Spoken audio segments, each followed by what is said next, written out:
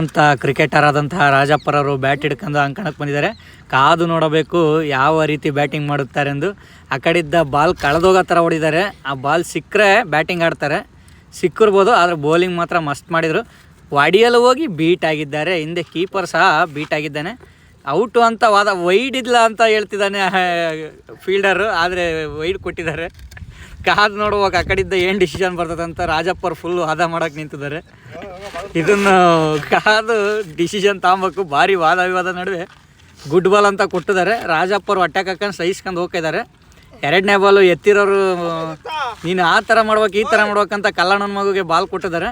ಅವನು ಹಂಗೆ ಮಾಡಿ ಡಾಟ್ ಬಾಲಿಗೂ ಓಡಕ್ಕೆ ಹೋಗ್ತಿದ್ದಾನೆ ರಾಜಪ್ಪ. ರನ್ಔಟ್ ಆಗೋ ಸಾಧ್ಯತೆ ಐತೆ.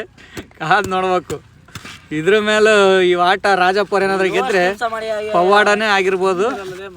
ಇಲ್ಲಿ ಔಟ್ ಅಂತ ತೀರ್ಮಾನ ಬಂದೈತೆ. ರಾಜಪ್ಪರು ನಿರಾಸೆಯಿಂದ ಫೇಲಿಯನ್ ಕಡೆ ಹೆಜ್ಜೆ ಹಾಕುತ್ತಿದ್ದಾರೆ. ಇಲ್ಲ ಇದು ಯಾವುದೋ ಕಾರಣಕ್ಕೆ ಅವನು ಔಟ್ ಆಗಿಲ್ಲ, ಮತ್ತೆ ಬ್ಯಾಟ್ ಹಿಡ್ಕೊಂಬಂದಿದ್ದಾನೆ. ಇವ್ನು ಯಾವನಂತ ಗೊತ್ತಿಲ್ಲ ಟೋಪಿ ಹಾಕಂದ್ರನು. ಶಿವು ನೋಡ್ಬೇಕು, ಕಾದು ನೋಡ್ಬೇಕು.